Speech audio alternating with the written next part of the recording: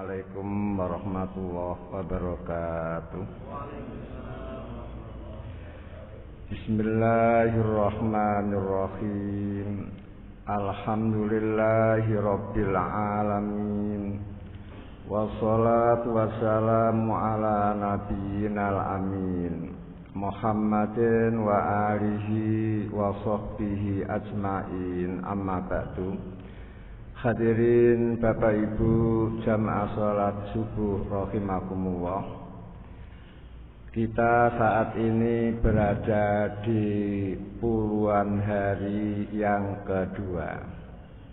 Berarti sebentar lagi kita akan memasuki 10 hari yang terakhir di bulan Ramadan. Maka berkaitan dengan itu saya akan membacakan surat Al-Qadar yang ada kaitannya dengan kegiatan 10 hari Ramadan yang akhir. Bismillahirrahmanirrahim. Inna sesungguhnya kami anjalna menurunkan kami hu akan Al-Quran fi lailatul qadri di malam qadar. Wama dan apa adro memberitahukan ma ka kepada engkau ma apa Lailatul Qadri malam Qadar itu. Lailatul Qadri malam Qadar khairun lebih baik min alfi syahrin dari 1000 bulan. Tanazzalu turun al malaikatu semua malaikat, warruhu dan malaikat Jibril fiha di dalam malam Qadar biidzni rabbihim dengan izin, dengan perintah Rabb mereka, min kulli amrin dari segala urusan. Salamun salam sejahtera hiya dia hatta matla'il fajri hingga terbitnya fajar subuh. Dalam surat ini ada beberapa poin. Pertama, asbabun nuzul, sebab-sebab diturunnya Lailatul Qadar. Di dalam tafsir-tafsir banyak hadis-hadis yang meriwayatkan mengapa Lailatul Qadar itu turun, mengapa surat Al-Qadar ini turun. Pertama, hadis yang diriwayatkan oleh Imam Ibnu Abi Hatim dari Mujahid, Nabi Muhammad pernah pada suatu saat memberi penjelasan kepada umatnya tentang seorang laki-laki dari kalangan Bani Israel yang berjuang di jalan Allah samanina sanatan 80 tahun atau 1000 bulan. 1000 bulan. Sehingga betul-betul para sahabat ajaib, kagum. Kok ada orang hidupnya dihabiskan untuk berperang di jalan Allah. Lah gara-gara peristiwa itulah akhirnya fa'anjalallah inna anjalnahu fi lailatul qadar. Lalu Allah menurunkan surat Al-Qadar sehingga orang Islam jangan minder, orang Islam jangan kecil hati umat Nabi Muhammad pun tidak perlu kecil hati, kalah bersaing dengan umat-umat terdahulu. Lebih-lebih kalau ingat Nabi Nuh, dia manusia terpanjang umurnya sedunia, Pak. 1780 tahun. Nabi Ibrahim 175 tahun. Nabi Musa 120 tahun. Sementara kita umat Nabi Muhammad, a'maru ummati baina sittin wa sab'in. Umur umatku antara 60 dan 70. Sementara ibadah kita paling sedikit dibanding dengan ibadah-ibadah umat terdahulu. Makanya pantas kalau Nabi Muhammad sedih memikirkan nasib umatnya. Namun untung Allah menurunkan surat Surat Al-Qadar. Kemudian hadis yang kedua. Hadis yang kedua ini pun diriwayatkan oleh Imam Ibnu Abi Hatim. Ternyata Nabi Muhammad pernah ketika memberi kajian, Nabi Muhammad menerangkan 4 orang dari kalangan Bani Israel. Mereka itu abadu wa samanina aman la ya'suhu tarfata ainin. Ada 4 orang Bani Israel yang beribadah kepada Allah 80 tahun. Lam ya'suhu. Dan selama 80 tahun itu mereka tidak pernah maksiat. Tarfata ainin, sekejap mata pun tidak pernah, Pak. Beda dengan kita, Pak ya. Buka HP tidak sengaja terlihat perempuan fakir miskin. Saking fakirnya tidak punya jilbab, tidak punya baju, tidak punya apa-apa. Karena pakaian yang dikenakan BB7. Paham ya? Pakaian model BB7. B artinya buka-buka, P ping pitu. Mulai dari pantat dan seterusnya. Kira-kira dosa apa tidak? Walaupun torfata ainin, sekejap mata. Ternyata 4 orang itu tidak pernah, Pak, bermaksiat walaupun sekejap mata. Kemudian siapa itu? Pertama Ayub, Nabi Ayub. Kemudian kedua Zakaria. Kemudian ketiga Hizkil bin Ajus. Kemudian yang keempat Yusa bin Nun. Yusa itu santrinya Nabi Musa. Dan Yusa ini yang diajak berkelana oleh Nabi Musa meguru kepada Nabi Khidir. Yang mendampingi itu Yusa bin Nun. Dan alhamdulillah setelah Nabi Musa meninggal dunia, Yusa inilah yang memimpin anak buahnya, kemudian pergi ke Palestina dan memperoleh kemenangan. Sehingga santri yang luar biasa, ibadahnya luar biasa. Lah ketika Nabi Muhammad menerangkan tentang 4 orang itu, semua sahabat, semua hadirin terkagum-kagum. Kok bisa orang seperti itu hebatnya? Akhirnya apa? Mereka muhasabah. Kalau mereka orang sehebat itu, umurnya panjang full untuk ibadah, sekarang bagaimana dengan kita? Umur kita terbatas, kemampuan kita terbatas. Gara-gara kegelisahan itulah akhirnya Allah menurunkan surat Al-Qadar. Berarti Al-Qadar itu sebagai itu, Pak. Apa itu, Pak ya? Istilahnya apa? agar panjenengan tidak kalah bersaing dengan umat-umat terdahulu.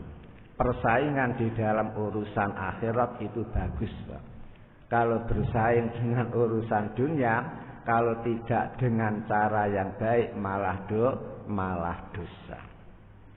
Kemudian poin yang kedua, Pak, tentang arti.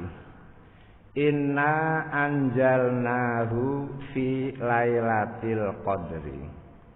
Sesungguhnya kami Allah telah menurunkan Al-Quran di malam Qadar. Para santri bingung gitu. Mengapa bingung? Karena mereka tahu bahwa Al-Quran itu turun munajjaman, sedikit demi sedikit. Namun mengapa ayat ini kok memberi informasi bahwa kami Allah menurunkan Al-Quran di satu malam yang disebut dengan Lailatul Qadar, malam Qadar. Maka pada waktu itu sahabat Ibnu Abbas, tarjumanul Quran, sahabat yang paling pintar tafsir Al-Quran, dia menjawab, Al-Quran itu diturunkan oleh Allah dua model. Model yang pertama turun dari Lauhul Mahfuz ke langit yang paling bawah, lalu ditempatkan di Baitul Izzah. Jadi di langit yang paling dekat dengan kita, Pak, ada masjid gede namanya Baitul Izzah. Disitulah Al-Quran diambil oleh malaikat Jibril, dikawal oleh semua malaikat, turun ke langit ke-7, ke-6, ke-5, ke-4, ke-3, ke-2, ke-1, kemudian ditempatkan di Baitul Izzah. Itu turun dalam satu malam, yaitu malam Qadar, dalam satu bulan, yaitu bulan Ramadan. Sahru Ramadan alladzi unzila fihil Quran. Diturunkan lengkap, Pak. Mulai dari Al-Fatihah sampai Qul a'udzu birabbin nas. 30 juz. 114 surat lengkap total. Makanya menggunakan anjala, yunjilu, injal, berarti turun sekaligus. Lah setelah turun di Baitul Izzah, Pak, baru malaikat menurunkan Al-Quran model yang kedua, yaitu turun dari Baitul Izzah kepada Nabi Muhammad tadrijian, secara berangsur-angsur, munajjaman, sedikit demi sedikit, mulai dari Iqra sampai ayat yang paling akhir. Memakan waktu 23 tahun.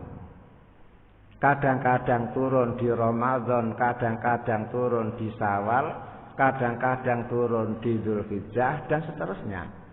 Selama 23 tahun ala hasabil waqa'i. Turunnya itu mengikuti peristiwa, Pak. Entah peristiwa kejadian-kejadian yang perlu jawaban dari Allah, atau peristiwa berupa pertanyaan-pertanyaan sahabat kepada Nabi, lalu butuh jawaban dari Allah. Sehingga turunnya itu sedikit demi sedikit. Lah setelah 23 tahun Al-Quran lengkap, Pak. Sehingga Al-Quran turun kepada Nabi Muhammad itu diawali dari Iqra, membaca, menganalisa, menyelidiki, mengamati, sehingga akan ditemukan ilmu yang bermacam-macam, Pak. Sehingga dari Iqra itu akhirnya apa? Kita paham. Orang Islam harus pintar itu. Buktinya apa? ayat yang pertama kali diturunkan kepada Nabi bukan aqimis shalah, kerjakan salat. Bukan sumu, puasalah. Bukan huju, hajilah bukan. Tapi apa? Iqra, membaca. Dengan membaca panjenengan akan punya pengetahuan, punya ilmu. Dengan ilmu panjenengan bisa mengatasi permasalahan. Sehingga iqra-nya saja 2 kali Pak ya. Iqra bismi rabbikal ladzi khalaq. Kemudian apa? Iqra wa rabbukal akram. Berarti orang Islam itu tidak cukup membaca 1 kali. Kalau hanya membaca 1 kali, panjenengan hanya dapat pahala. Namun baru dapat wa rabbukal akram, Allah itu akram, maha mulia, maha dermawan, maka panjenengan harus membaca berulang-ulang walaupun yang dibaca sama. Walaupun yang dibaca sama, kalau berulang-ulang panjenengan dapat akram, kemuliaan dari Allah. Sehingga menjadi manusia mulia, akram karena Allah dermawan, maka panjenengan pun akan diberi kedermaan oleh Allah Ta'ala. Kemudian diakhiri dengan apa Pak? Nah, di dalam menutup Al-Quran ada 2 versi. Ada yang mengatakan al-yauma akmaltu lakum dinakum. Itu dianggap ayat yang paling akhir turun. Alasannya apa? Akmaltu. Pada hari ini aku telah menyempurnakan untuk kamu agama kamu. Berarti sejak ayat itu turun, agama sudah sempurna. Karena sempurna tidak perlu tambahan-tambahan lagi.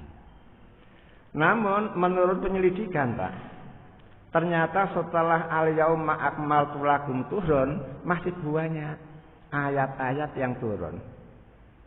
Lalu ditutup dengan wattaku yauman turja'una fihi ilallah summa tuwaffa kullu nafsin ma kasabat wa hum la yudlamun. Surat Al-Baqarah. Menurut penyelidikan, ketika Nabi Muhammad keturunan al-yauma akmaltu lakum dinakum, Nabi masih hidup 81 hari. Kemudian ketika Nabi Muhammad keturunan wattaku yauman, Nabi masih hidup 9 hari.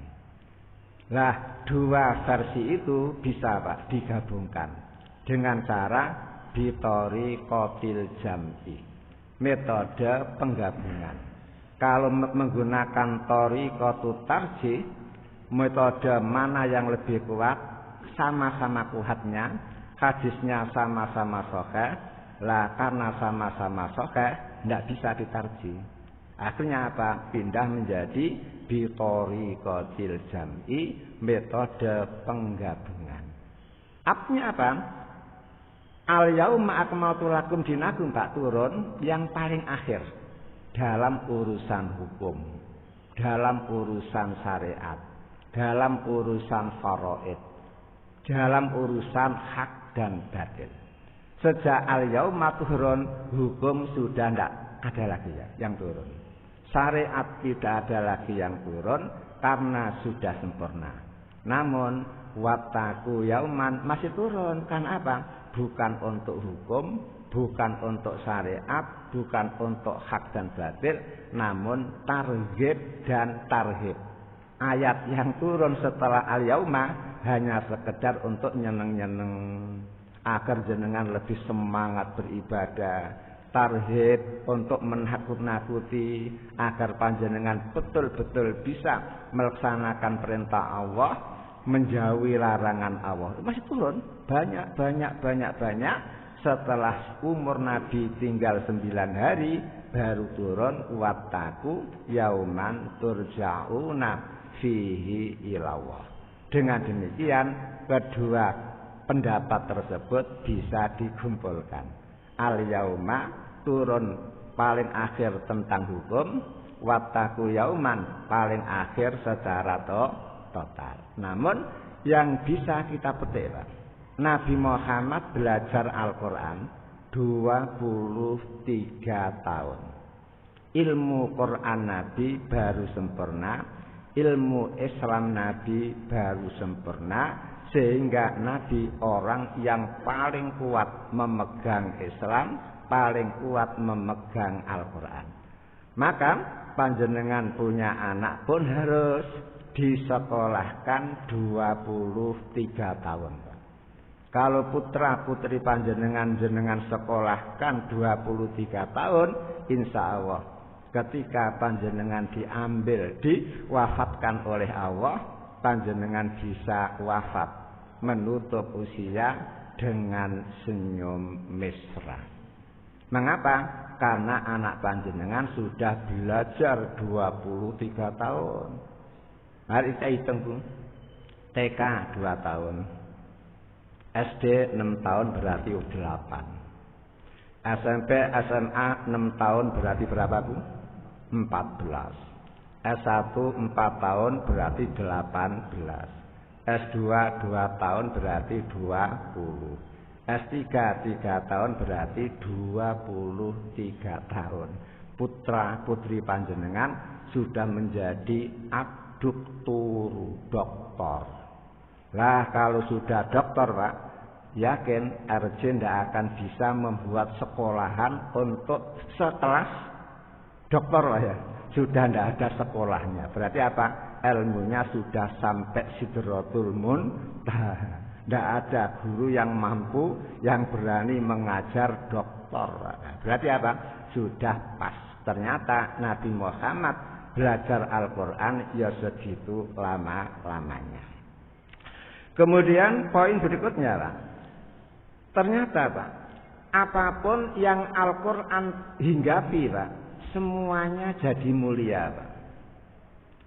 Qadar malam gara-gara Al-Quran turun menjadi malam istimewa. Bulan begitu Al-Quran turun menjadi bulan Ramadan yang istimewa. Nabi Muhammad yang keturunan Al-Quran, gara-gara Al-Quran turun kepada Nabi Muhammad, maka Nabi Muhammad menjadi Sayyidul Anbiya wal Mursalin, pemimpin para nabi, pemimpin para rasul. Gara-gara Al-Quran berada di hati orang Islam, maka orang Islam pun menjadi orang yang bagus. Sehingga Nabi Muhammad mengatakan khairukum man ta'allamal Qur'an wa 'allamah. Sebaik-baik kalian adalah yang belajar Al-Quran dan mengajarkan Al-Quran. Jangan dipotong, Pak ya. Jangan dipotong. Tapi apa? Kedua-duanya belajar dan mengajar. Sehingga panjenengan ketika jadi guru, tidak boleh, Pak, hanya guru toh. Walaupun panjenengan jadi guru, tetap ta'alamah, harus belajar. Karena apa? Walaupun panjenengan jadi guru, kemudian panjenengan kok tidak mau belajar dan belajar, maka ilmu panjenengan habis. Berarti apa? Sudah tidak ada yang disampaikan lagi. Coba kalau walaupun panjenengan sudah jadi guru, kemudian tetap belajar dan belajar, insya Allah akan berkembang, sehingga semakin luar biasa. Karena Al-Quran itu ulama polal mada jududun, semakin lama usia Al-Quran, ilmu Al-Quran semakin nampak baru sesuai dengan penemuan sains. Itulah hebatnya Al-Quran. Kemudian diteruskan, Pak. Sekarang apa sih arti Al-Qadar, Pak? Ternyata Al-Qadar itu artinya adalah takdir. Yang kedua, Al-Qadar adalah keagungan. Yang ketiga, qadar adalah sarofun kemuliaan. Berarti Al-Quran diturunkan di suatu malam. Gara-gara Al-Quran turun malam itu menjadi malam takdir. Kemudian malam itu menjadi malam yang sangat agung.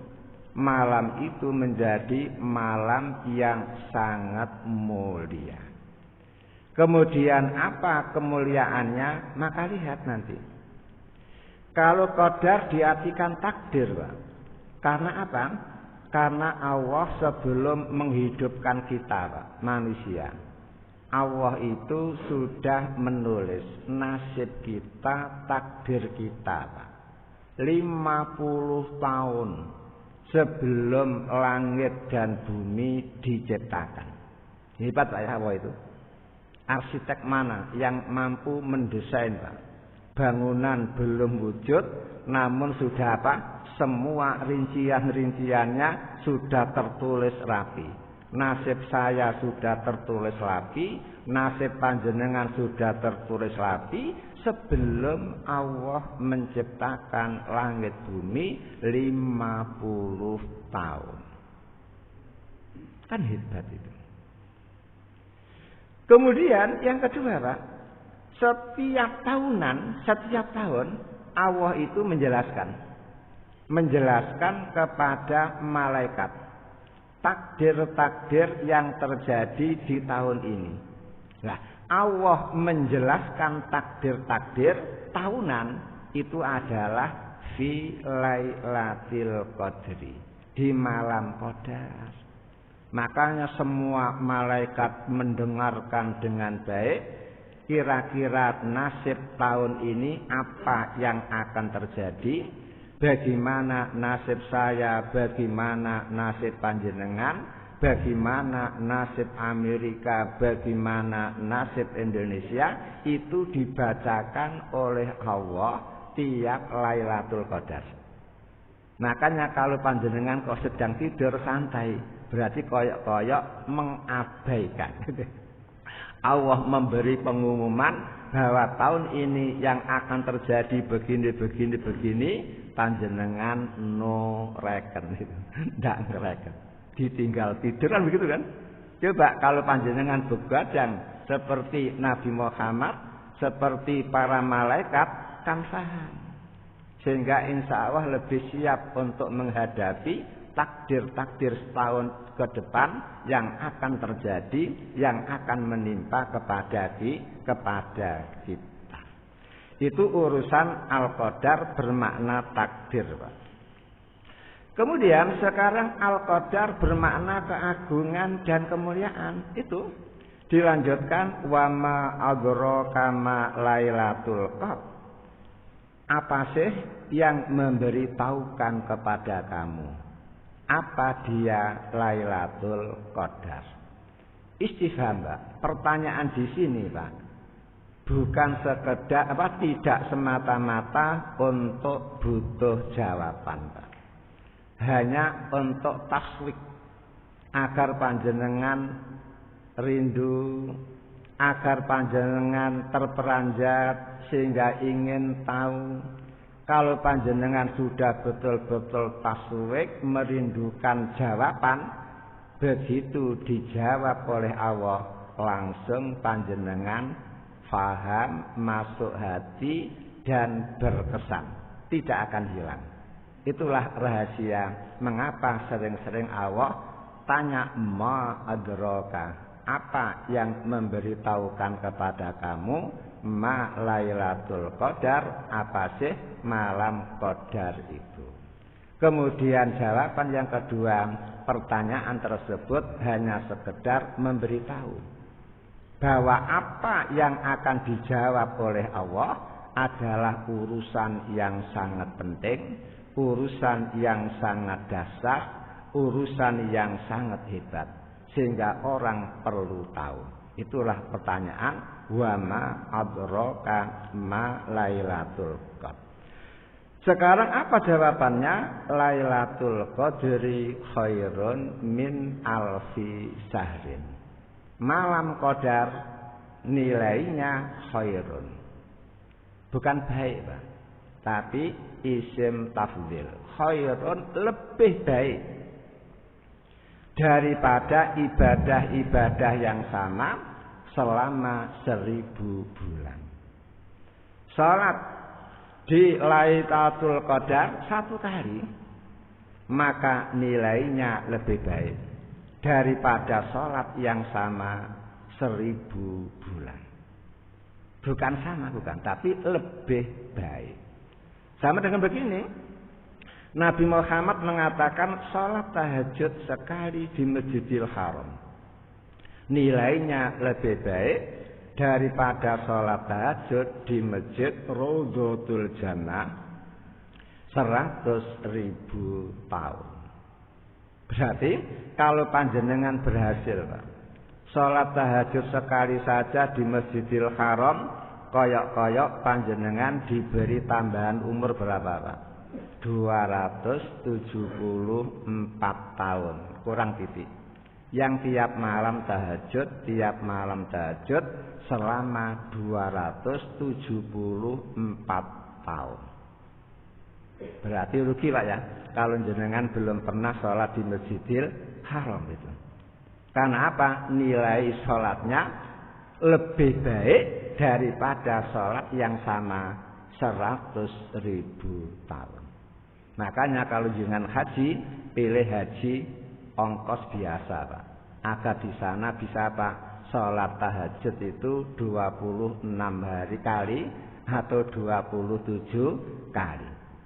Belum sholat-sholat yang lain, sehingga betul-betul tidak ada ruginya. Ongkos 40 juta, namun dapat kesempatan sholat di sana, berdoa di sana, dan lain sebagainya. Kemudian untuk kita, maka Lailatul Qadar bisa sebagai ganti. Kemudian perlu diketahui, Pak, setelah Nabi Al-Quran menjelaskan bahwa Lailatul Qadar adalah malam di mana orang beribadah apapun ibadahnya akan memperoleh nilai pahala yang lebih baik daripada 1000 bulan. Kemudian sekarang madza na'mal, apa yang harus kita lakukan ketika Lailatul Qadar datang? Di dalam sebuah hadis, Pak, yang bersumber dari Nyai Aisyah. Nyai Aisyah pernah mengatakan, "Idza dakhalal asru al-awakhir min Ramadan." Apabila 10 hari yang terakhir dari Ramadan sudah datang, Nabi itu mesti melakukan 3 hal. Pertama, saddal mizar. Nabi Muhammad itu mengikat sarungnya, Pak. Sarung dicancang kencap-kencap. Ini omongan kinayah, kata kiasan, memberi pengertian Nabi Muhammad kalau sudah kedatangan 10 hari di malam-malam Lailatul Qadar, malam-malam Qadar, Nabi Muhammad sudah tidak sempat bermesra-mesraan dengan istri. Tidak sempat bermesra-mesraan dengan istri. Itu namanya saddal mizar. Berarti luar biasa, full untuk ibadah, full untuk beramal baik, full untuk membaca Quran, full untuk yang lain. Kemudian yang kedua, ahya laila. Nabi Muhammad menghidupkan di malam-malam Qadar. Sehingga Nabi begadang, Pak. Namun begadangnya Nabi bukan untuk nonton sepak bola Italia, Pak. Kan banyak orang yang bisa bangun jam 1 pagi, 2 pagi, full untuk apa? Nonton sepak bola. Nabi tidak. Untuk apa? Beribadah kepada Allah Ta'ala. Kemudian kegiatan Nabi yang ketiga apa? Wa aiqadha ahlahu. Nabi selalu membangunkan keluarganya. Anak istri dibangunkan, menantu dibangunkan, cucu-cucu dibangunkan, semuanya diajak untuk beramai-ramai mencari Lailatul Qadar. Mengapa semua keluarga diajak? Karena Nabi tahu man khurima, siapa yang terhalang memperoleh Lailatul Qadar, berarti dia terhalang dari seluruh kebaikan. Berarti dia rugi total. Karena Lailatul Qadar itu hanya setahun satu kali. Dan itu pun hanya satu malam, bukan sehari semalam. Makanya disebut Qadar. Apa Qadar itu? Di antara artinya sempit. Sempit. Berarti apa? Waktu Qadar itu malam yang sempit. Sempit karena waktunya terbatas. Kemudian sempit karena apa? Banyaknya malaikat yang turun sampai bumi ini menjadi sempit. Begitu.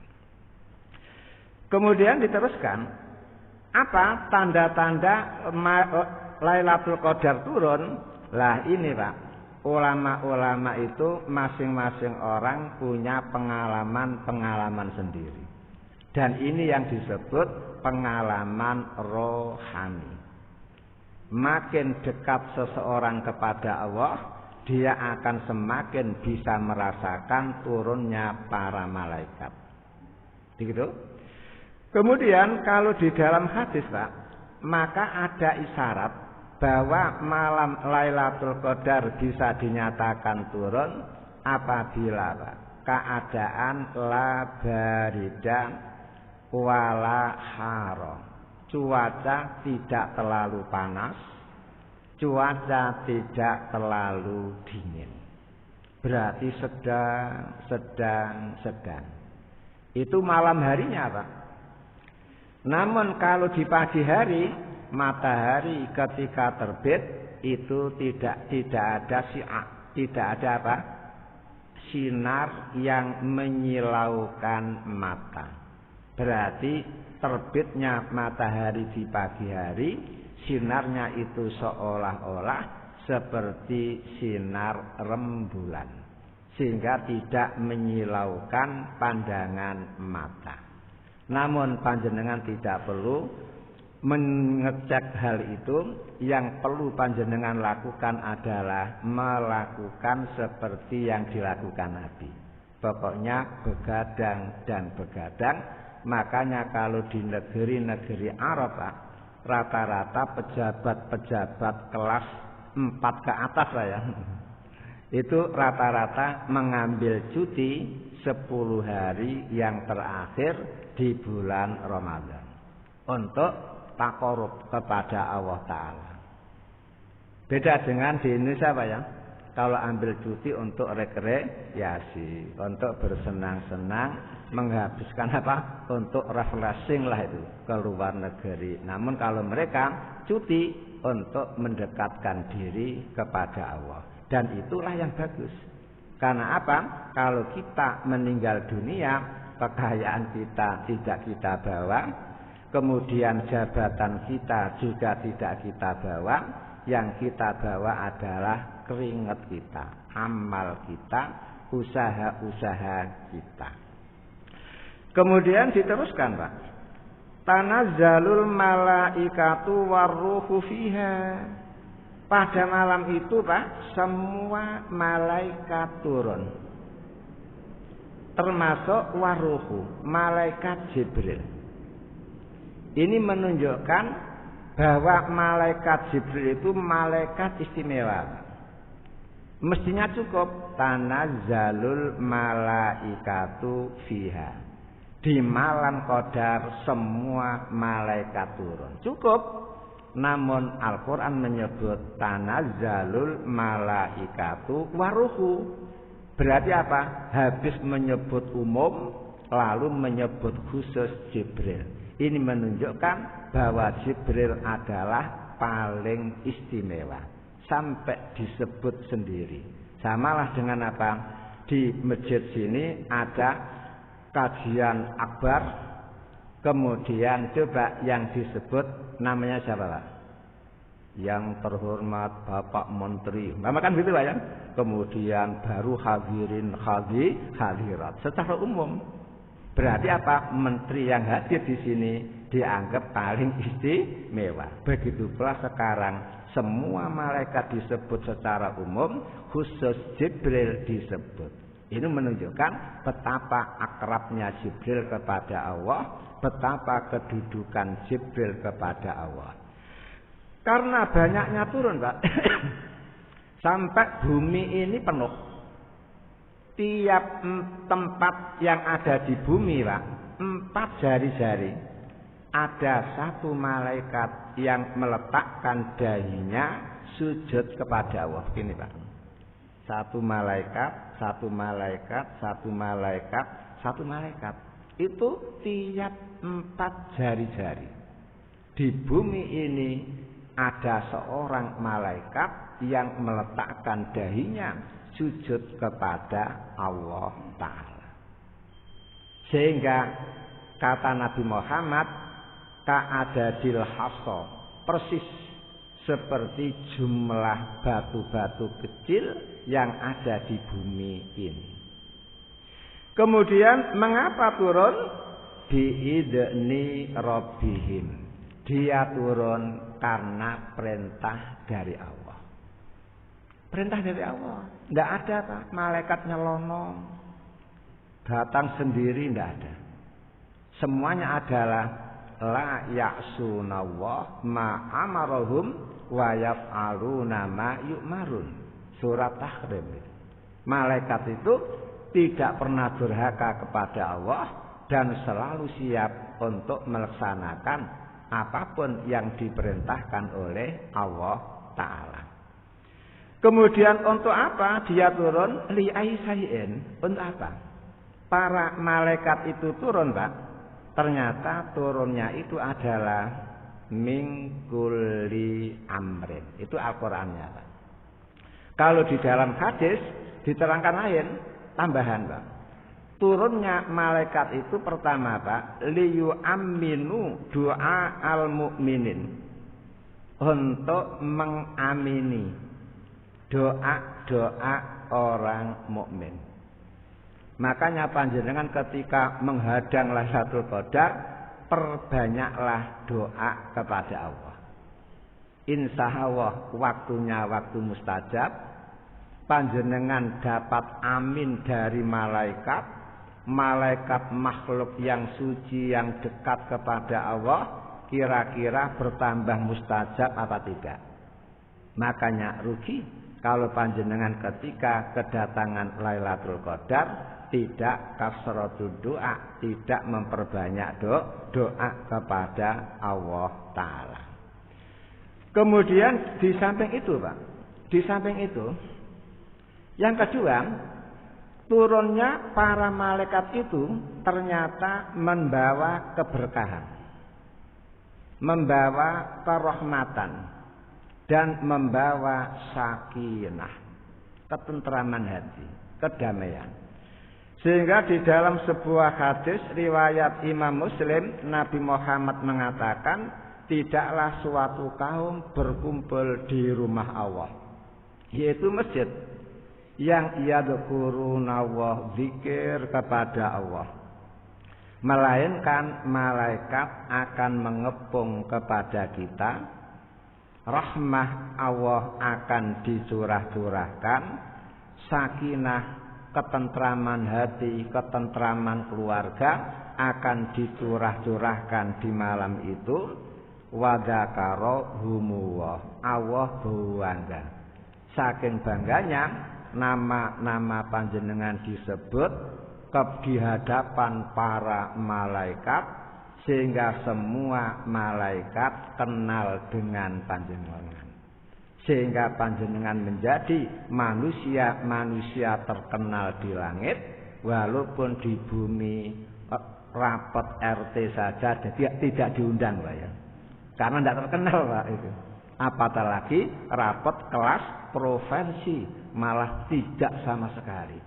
Walaupun di bumi tidak terkenal, namun di langit sangat amat terkenal. Karena apa? Panjenengan gemar zikir kepada Allah, gemar tadarus seperti ini, gemar membaca Al-Quran. Namun sayang, banyak manusia yang apa? Disebut namanya oleh Allah setahun sekali, Pak. 2 kali, Pak. Ketika mendengarkan khutbah hari raya Fitr dan mendengarkan khutbah hari raya Adha. Karena sholatnya hanya setahun 2 kali. Namun ada orang itu yang namanya disebut oleh Allah seminggu sekali. Ketika dia ikut Jumatan dan mendengarkan khutbah. Makanya panjenengan harus berusaha. Perbanyaklah nama panjenengan diabsen oleh Allah. Disebut oleh Allah dengan cara apa? Mengikuti kajian-kajian semacam ini. Walaupun seandainya jenengan ikut kajian tidak dapat ilmu sama sekali, tidak masalah. Dengan kehadiran panjenengan, Allah akan menjaga hidayah panjenengan, akan menjaga iman panjenengan, karena panjenengan dinilai serius berislam. Itu. Kemudian diteruskan, Pak. Tujuan yang berikutnya apa? Mingkuli amrin. Malaikat menjelaskan nasib manusia setahun ke depan, Pak. Setelah malaikat mendengarkan penjelasan Allah, takdir-takdir yang akan terjadi dalam tahun ini, maka malaikat itu pun akan menjelaskan itu. Hanya telinga kita sajalah yang tidak peka, Pak. Sehingga kita ini tidak bisa mendengarkan apa yang disampaikan oleh malaikat. Kemudian salamun hiya hatta matla'il fajr. Salamun, Pak. Ini artinya 2, Pak. Pertama, malam itu suasananya salamun, damai, tenang, tentrem, adem, ayem, Pak. Sampai subuh datang. Begitu subuh datang, semua malaikat sudah kabur kembali ke langit sana, ke tempatnya masing-masing. Yang bertempat di Sidratul Muntaha, ya kembali di sana. Yang bertempat di langit ke-7, ya kembali di sana. Namun pengertian yang kedua, salamun. Malaikat datang mengucapkan salam. Mendoakan rahmah kepada kita, mendoakan kesejahteraan kepada kita, mendoakan berkah kepada kita. Maka usahakanlah panjenengan dapat doa salam, berkah, rahmah dari malaikat. Dampaknya luar biasa. Dimanapun tempat yang ditempati oleh dituruni malaikat, pasti berkah, pasti damai, pasti banyak rahmah. Apa ada yang tidak didatangi malaikat? Ada. Yaitu rumah-rumah yang ada anjingnya. Tidak akan dimasuki, Pak. Malaikat tidak masuk walaupun di malam Lailatul Qadar. Yang masuk hanya 1. Malaikat maut dan malaikat azab, Pak. Yang masuk itu, Pak. Walaupun Lailatul Qadar, Pak, yang masuk hanya itu. Selain tidak masuk, karena apa? Malaikat tidak mau masuk di sebuah rumah yang di dalamnya ada anjing. Yang kedua, malaikat tidak akan masuk rumah yang di dalamnya ada gambar makhluk bernyawa yang ada unsur penyembahan. Sama ya? Ada unsur penyembahan. Itu yang tidak akan dimasuki oleh apa? Oleh malaikat. Makanya di malam Lailatul Qadar usahakan benda-benda yang ada unsur penyembahan itu singkir. Biarkan semuanya, Pak, agar malaikat bisa datang masuk ke rumah panjenengan. Masuknya malaikat ke rumah panjenengan pasti akan salamun, pasti akan barokatun, pasti akan rahmatun. Hadirin yang berbahagia, kesimpulannya, mengapa Lailatul Qadar menjadi khairun min alfi sahrin? Maka jawabannya ada 3, Pak ya. Pertama, Lailatul Qadar itu adalah apa? Untuk beribadah nilainya khairun min alfi sahrin. Yang kedua, tanazzalul malaikah, malaikat sama turun. Kemudian yang ketiga, salamun, ada kesejahteraan. Kemudian saya lupa satu lagi, Pak. Aisyah ngomong, "Bi, kalau aku ketemu Lailatul Qadar, kira-kira apa yang harus aku mintakan kepada Allah?" Ternyata Nabi ngomong, "Kuli, ucapkan saja, Allahumma innaka afuun." Ya Allah, Engkau adalah zat pemaaf. Tuhibbul afwa, panjenengan cinta kepada orang-orang yang minta maaf. Fa'fu anni, maafkanlah kesalahan-kesalahan dari aku. Lihat tuh, Aisyah tidak punya anak, tidak diperintah Nabi untuk minta anak. Aisyah orang yang pas-pasan hidupnya, tidak disuruh oleh Nabi untuk apa? Minta kekayaan. Aisyah tidak punya jabatan, Nabi tidak menyuruh minta jabatan. Yang disuruh hanya satu, minta maaf. Padahal Aisyah itu Masya Allah perempuan pingitan, mana mungkin punya dosa. Pergi ke mall tidak pernah, HP tidak punya, TV tidak punya, mana mungkin bisa maksiat itu. Tapi disuruh untuk minta maaf. Lalu bagaimana dengan jenengan? Kan itu ya. Berarti panjenengan harus apa? Lebih serius untuk minta maaf. Mengapa? Kalau sampai Ramadan pergi, panjenengan kok masih punya dosa, pertanda rohima anfu. Kata Nabi, celaka betul orang yang kedatangan Ramadan, kemudian Ramadan keluar, ternyata belum memperoleh pengampunan. Itulah yang harus diwaspadai, karena Ramadan datang penuh barokah, penuh maghfirah. Ternyata ada orang kedatangan Ramadan tidak dapat barokah, malah dapat sengsara. Na'udzubillah min dzalik. Sekian, mari kita akhiri dengan doa kafaratul majelis. Subhanakallahumma wa bihamdika, asyhadu an la ilaha illa anta, astaghfiruka wa atubu ilaik. Walhamdulillahi rabbil alamin. Wal afu minkum. Assalamualaikum warahmatullahi wabarakatuh.